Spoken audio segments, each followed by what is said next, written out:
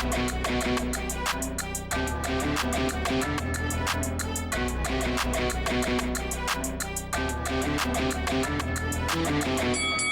guys, welcome to Boxing Squared for boxing news and views from around the internet, and another heavyweight news and notes mashup video today, starting with the WBC at their 60th convention.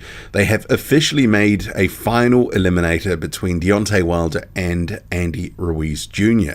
So on their social media saying Deontay Wilder versus Andy Ruiz has been ordered as the final eliminator fight to get to the mandatory challenger for WBC champion Tyson Fury. And this also confirmed on its website, full list of WBC mandatories which have been named. Interestingly, Oscar Rivas has a couple. That is in the Bridgerweight division, which of course we don't really cover on this heavyweight channel. Andy Ruiz Jr. reacting by saying "Vamos con todo," and translated, "Let's go with everything." Also, Andy Ruiz Jr., while we stick with him, has said that Anthony Joshua has said to him that he would be open to a trilogy fight. So the pair met in the Middle East for the fight, the Dimitri Bivol fight. They were both in attendance for that one. So he says, "I'm not trying to get those titles back. I just spoke to Anthony Joshua. He told me he wants to make something happen. He wants to make the trilogy. That'd be pretty cool." And this was speaking to Into Boxing, and he continues, "I just brought it up, but that's how things happen and fights get made, so we'll see." And Ruiz Jr. has always talked about getting a trilogy fight. In the aftermath of the rematch where he was overweight, didn't really put in a great performance, Joshua was boxing from the outside. Ruiz was adamant the trilogy was happening within about 6 months or so. I'd be a little bit skeptical about whether he's blowing this out of proportion, making more of it really than maybe Joshua intended. I'm sure Joshua didn't refuse the fight, but we've seen that twice. Do we need to see it again? I know some people will say it's 1-1, maybe we need to see the third, but I'm not so sure. I think we've been there, done that, got the postcard. But in respect of a fight with Andy Ruiz Jr. and Deontay Wilder, just getting back to that because I sort of skipped over it. Certainly for PBC, it's an in-house fight, so it's likely to get made. I don't see these guys avoiding each other. And for them, a pay-per-view event, and with the whispers about PBC, a few financial issues, that sort of stuff that's been floating around, this could be a very big and meaningful fight in the context of the division and also financially for the fighters and PBC more broadly. I like the fight, and if Deontay Wilder won, well, obviously he would potentially get to have that fourth fight with Tyson Fury, which I'm not convinced we need to see, but if he earns that mandatory spot after beating Helenius and then Andy Ruiz Jr., well, I mean, we always say some of these contenders are only 1 or 2 fights away from a title shot, and this would certainly prove that out. Going back to Anthony Joshua, so you've got Roy Jones Jr. talking to TalkSport that he could be one of these guys that's in the frame to be a trainer for Anthony Joshua, who has said that he doesn't want to be tied down, he wants to be free, etc. I mean, you can make of that what you will and read into it that maybe he doesn't want to be tied down to anyone's certain regime, training in a specific location, that he wants to do things his way. That could be one way to interpret it.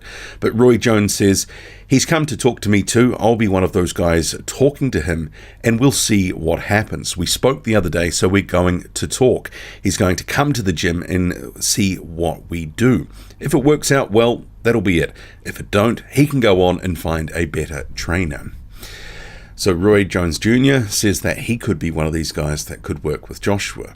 Personally, I'm not sure that link-up screams like that's going to be a good match, but we'll have to see. I don't necessarily see that that combination is going to sort of bore out good results. Agit Kabayel coming back 28th of January. The official promo poster has come out, and as I commented in a video on Patreon this week, with this fight being confirmed for January, this confirms 5 straight years where Kabayel has had 1 fight a year. Massive disappointment, but I guess you could go, well, this fight's in January, maybe he could have 2 fights in 2023. Really, he's been going nowhere fast to date. Arslanbek Makhmudov, the Russian heavyweight who's been fighting out of Canada, he has been talking up his opponent for December 15, Raphael Akpejiori. And so he says, A good hunt is planned. The opponent is without defeats, but we will correct it, inshallah. So I will do a video on this fight separately because I've got some thoughts. So I think there's a bit more going on here. But you've got Mark Ramsey, his trainer, saying on December 16, so it is December 16, I think I said December 15, apologies for that. We'll get to see two prospects who are at the same stage in their career, two aggressive boxers, each with a 92% KO record. This will be an interesting challenge for Arslanbek and guaranteed fireworks for the boxing fans who will be there.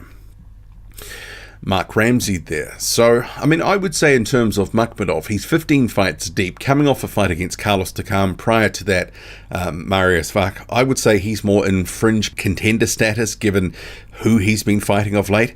Akpejiori, who has been largely fighting in club shows in the sort of Florida, in Miami, that sort of thing, Glenn Johnson Promotions. I think he's more in that, still that tail end of his prospect phase. But yeah, I mean, it's hard to know what you've really got with Raphael Akpejiori beyond, a lot of athleticism. We'll touch more on that in the video that I do. But I do think that they're making this fight for a certain couple of reasons, but more on that to come. Frazer Clarke, he will be facing Kamil Sokolowski this weekend, so I won't do a full preview video on that, but what I will say about the fight is Frazer Clarke certainly has the skills and power to beat Sokolowski, who's a game opponent who comes forward. He's better than his record suggests, but one question that I do have about Clarke is the gas tank.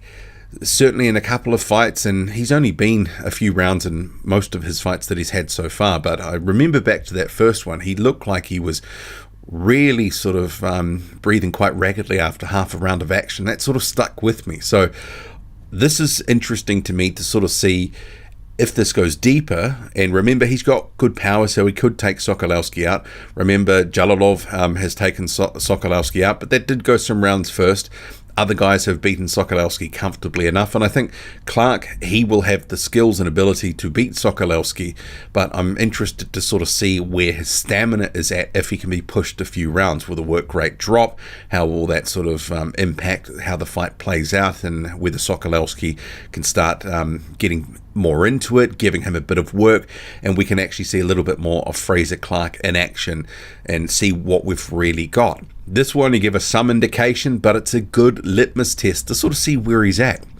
Another heavyweight who's in action, and this is York Hall Show, Queensbury, Friday night in the UK, David Adeleye. So he's taking on Mexican Elvis Garcia, and just remember, there is more than one Elvis Garcia. This may not be the one that you're thinking it is. So this is a 6-rounder, and Adeleye says, I had a little injury, so I was outside of the ring, and we only managed to get the ball rolling not long ago.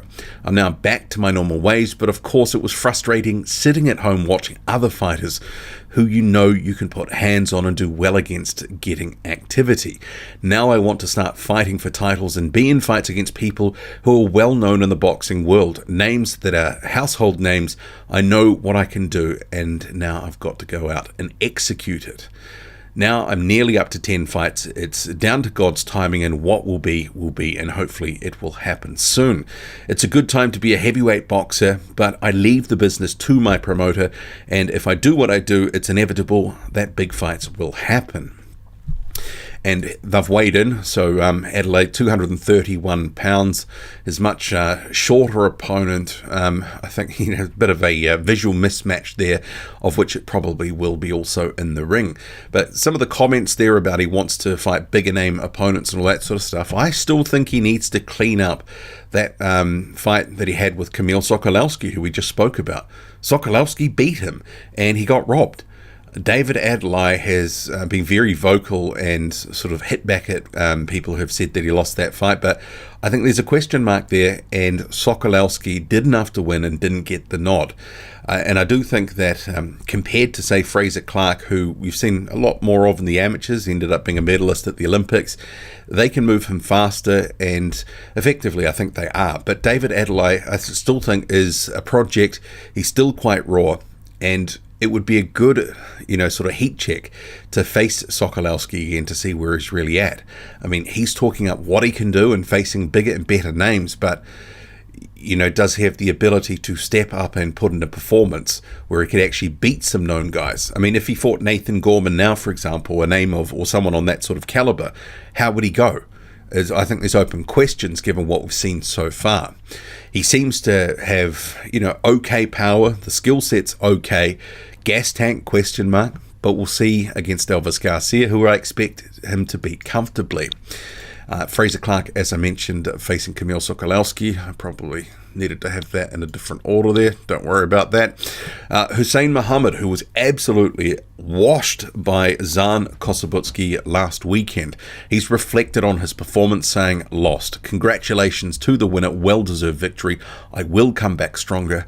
Promised. Thanks to all who were there. Thanks for the love." I think his lot, based on what we've seen, is German domestic level, maybe a touch higher, but he was thoroughly outmanned by Kossobutski, who barely got out of first gear and produced 5 knockdowns inside 3 rounds.